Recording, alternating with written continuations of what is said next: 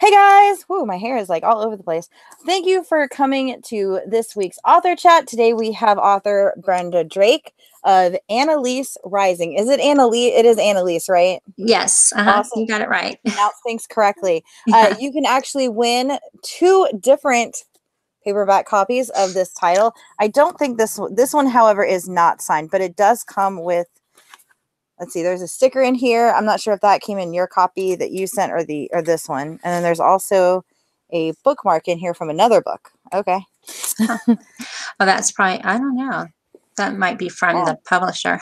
yeah, I'm thinking that stuff came from the publisher. So there's Yeah. that one. And then there is also a signed copy. A signed copy with a bookmark as well up for grabs. The raffle copter for these is already posted. So make sure you take a check at the site for that. And we're going to get right into this. If you have questions, you can either post them to the YouTube page that you're watching at now, or you can tweet us on Twitter and then just tag us with Cross Reviews, Brenda Drake, and the hashtag author chat. I know it's a lot to remember, but we will find it. You can also email in questions at jessica@crossreviews.com. So send your questions and we will find them.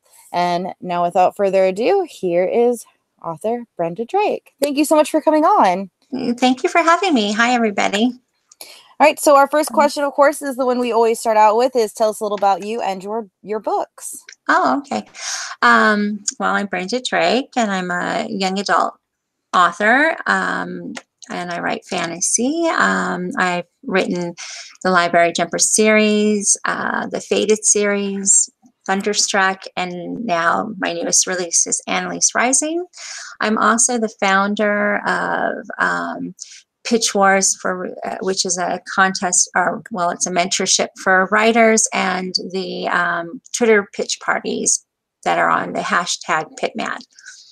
I guess that's me. Wow, that's so cool. So our first actual question is, what is your writing schedule like? Well, when I stick to my writing schedule, I try to start first getting everything out of the way, answering emails and any kind of social media messages or anything like that I have. And then I jump into writing and try to write for a few hours before lunch. And then I'll have lunch and then I'll write in the afternoon and then stop and do errands and stuff like that. Is that what you mean? Like that kind of schedule? Yep. Yeah. And then I'll have, so like I just throw in writing whenever I have a downtime. So that's what I pretty much do. It can get really, really crazy. I know that much. Yeah. And I don't write. I read, and it can still get insane. All right. Yeah. So the next question is, what are you working on right now? Right now, I'm working on a young adult fantasy. It's not like an urban fantasy. It's more of a fantasy. I guess. Does that make sense? Yeah, that does. So, okay, yeah. So I just finished revising a middle grade fantasy book that's kind of a retelling of Jules Verne's Around the World in 80 Days. I'm not sure if what we're going to do with that. It was just something that I've worked on before, and then I finished revising it and sent it to my agent to review. So we'll see if he likes it and if we decide to go with that. But I'm in the middle of writing this fantasy that I'm enjoying right now, which is kind of fun. It's got 3 point of views, so Nice. it's kind of like stretching it a little bit. So, yeah. It seems like a lot of people are coming back with retellings of like the classics. You know, I wrote this book a long time ago. It's a book that I got my agent with back in 2013, I think it was. So it's a book that I've had that was on the shelf because my young adult books had been taking off or whatever. And so I started just doing the young adult categories. And so now I do write middle grade books too. So I wanted to kind of get back to my middle grade writing. So we'll see how it goes. I don't know. Awesome. Yeah. All right. The next question is, what are 3 things we need to know about Annalise Rising? Annalise Rising has It has a girl who suffers panic disorder. It has all different kinds of gods from the different mythologies around the world that populate the book. And it also has a fun, like a kind of Da Vinci solving of a puzzle that they have to go through to find out what's going on. Basically, a big secret that they have to solve a puzzle that leads them to next puzzle and next puzzle kind of thing. All right. The next question is, do you listen to music while you write? I do listen to music while I write. With Annalise Rising, I didn't as much as I normally do. I don't know if it was because of what was going on in my life at the time or what, but I hadn't listened to very much music with Annalise Rising, but I do normally listen to music when I'm writing. So like yeah. It's just like I was really concentrating on like the gods and the puzzle, like, and it was distracting me for some reason. How much research did you have to do for Annalise Rising? Annalise Rising took a lot of research with the gods because they're from different mythologies that I wasn't aware of. Like I'm more, I was more aware of like the Greek mythology, but getting into different mythology like Philippines and, different ones around the world, I had to research that a lot more. Understand that. And then there's a lot of overlapping, like with the Greek and the Roman mythology. They're one thing in Greek and one thing in Roman, and then there's something else in Celtic, and they're very similar. So it can get really complicated really, really quickly. And then I made them so like there's the traditional gods of who they are in mythology, and then I had to kind of read about them and try to come up with who I would like, try to give them a modern personality to be in today's world. So that was kind of fun and kind of interesting. And then just reading up about them and trying to get a feel for who they would be in today's world. All right. The next question is, how do you balance normal life with writing life? I wish I knew that. Sometimes it's like, that is like my whole thing. Every year, that's my New Year's resolution, is learning balance. Because I always feel like I'm out of balance. It's a struggle that I always have. But I try really hard to get it. So I try to do my work during the day and then just put it away when there's something that I have to do for my family. So just being present when you need to be present is what I try to focus on. All right. The next question is, what are you reading now, and what is one book you think everyone should read? I'm reading Sadie right now. I forget who it's by, but actually I'm listening to it on audiobook, and I'm really Courtney enjoying it. Summers. Yeah, I'm really enjoying it. It's really fun. It's different than what I write. And sometimes I just like to get away from fantasy and just do something else and listen to something else. And it's really kind of a cool thing because it's got that podcast, the guys in the podcast, and then we're getting Sadie's view. Like he's in the future and she's like kind of in the past, I guess. And it's just really a cool, I'm really enjoying it right now.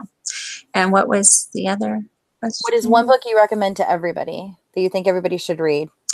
Right now, the one that I pretty much still stays with me is I really enjoyed Six of Crows. So I've been like really mentioning that to people. I know that's kind of older now, but I really enjoyed reading that. I really liked the characters and how she developed the plot and everything. It was just really a fun read. Right. The next question is, does Annalise Rising have a message, and what do you hope readers take away from it? So the message that that is underlying in the fun of the whole adventure and all that is about Annalise panic disorder and overcoming that and fight and like being able to work through that and still, you know, be able to be a hero in your own story, and how you can be with somebody like in a romantic type of thing, a romance relationship with someone that nurtures you through your panic disorder. I've been because I suffer panic disorder, and I've been in relationships where they didn't understand what was going on with me, and they treated me like I was, you know, being ridiculous for having a panic disorder. Like, get over it, you know, like not treating me very well during it. Whereas, like in the relationship that I'm in now, my husband now understands it and handles it in a loving way. And that's what Merrick does for Annalise during Annalise Rising, is he understands it and he helps her through it. So he doesn't treat her in a bad light with it. So choosing your relationships, not being with someone that would make you feel less than because you suffer a disorder like that. Mm-hmm. All right. What was your inspiration for writing Annalise Rising? I guess just I really enjoy mythology, so I was watching, you know, like American Gods on TV and stuff, and it inspired me to make a YA type of a mythology-based story, and I just wanted to get into those different mythologies. I just really, really wanted to jump into something like that. Okay. The next question is, what do you think is more important in a story, the characters, the plot, or the story itself? Wow. Well, all of it is important, but I would say the characters to me would be the characters. And why would you say that? Well, because you want to be that character, and each person, the character. This is a hard question. That's a pretty good question. Just getting into that character. When you're reading a book, you're being that character, learning about something different, and sometimes that character will show you something that is you inside of you, and teaches you something different about yourself too, or something about someone that you didn't even know. I mean, it teaches us empathy for others, and something that different, like not in your normal comfortable place, and the people that you know, you can learn something different about someone else's life, or someone that comes from a different walk of life than yourself, or a different race, or a different, you know, whatever. You learn different things, and it teaches you empathy and compassion and stuff like that. Awesome. All right. The next question is, and your book is Annalise Rising is stated to being Half-Blood meets Anti-Goddess. Have you read those two titles, and what have you drawn from those two stories to bring it into yours? So, with publishing, your publisher markets the book. So this is coming from the publisher, and I don't know those two stories. So I did not market that way. So when I market the book, I put it as American Gods meets the Da Vinci Code. So basically that was the marketing from Entangled Teen. So I don't know. Have you read those books? Let's see. Half-Blood. Half-Blood is from what, the Rick Riordan series, I think. Oh, okay. From like the Lightning Thief and stuff. I think because I was looking it up because I had saw that question come in, and I wasn't exactly sure, because it's like, okay, is it like the Half-Blood Prince? Is it Half-Blood from something else? It's like, because it doesn't give you like an author name or anything. It just says Half-Blood. I'm like, okay, I'm kind of lost with that one. Probably because putting it that way is that she Mhm. is like a demigod. If it's a Oh, demigod okay. type of thing, she is a demigod. She is the descendant of a death god. So she's able to raise the dead, and control the dead. So that probably is where they're coming from with Half-Blood. Because Anti-Goddess, if it's the one from what is her name? I think it's Kendra Blake or Kendra Drake.